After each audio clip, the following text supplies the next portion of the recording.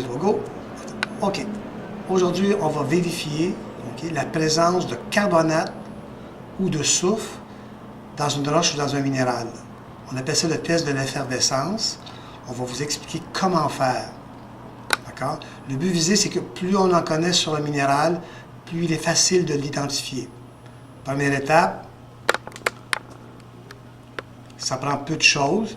Déterminer la présence de carbonate ou de soufre, c'est simplement un petit peu d'acide chlorhydrique, HCl, on va juste mettre 2-3 gouttes sur un minéral et on va voir s'il y a de l'effervescence, c'est-à-dire s'il y a la présence de bouillonnement.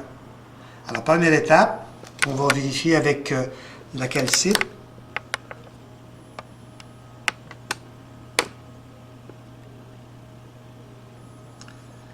Si vous voyez bien, il y a une effervescence qui est là.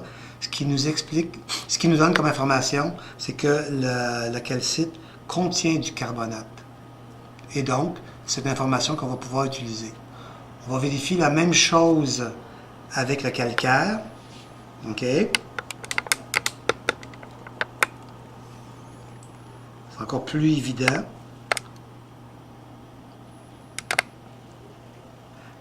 Alors là aussi, on voit la présence de carbonate.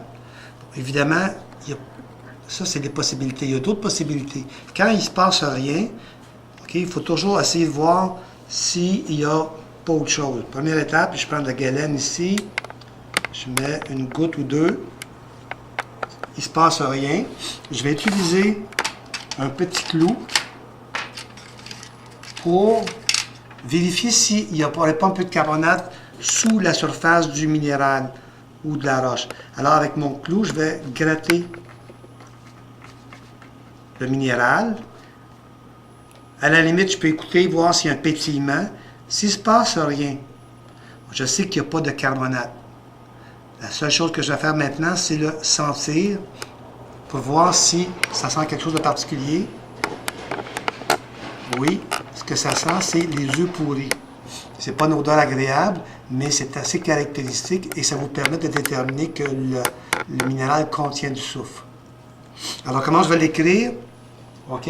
Alors, je vais indiquer d'abord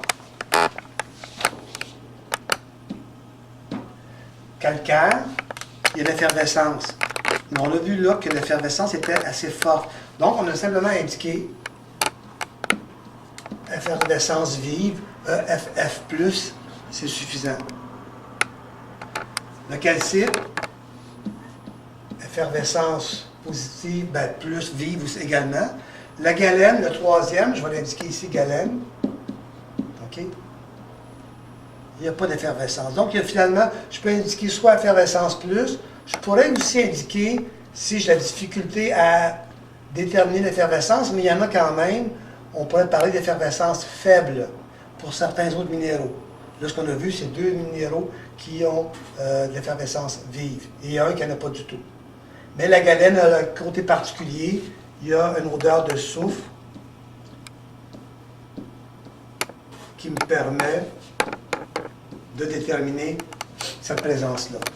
Donc ça, c'est les possibilités pour l'effervescence.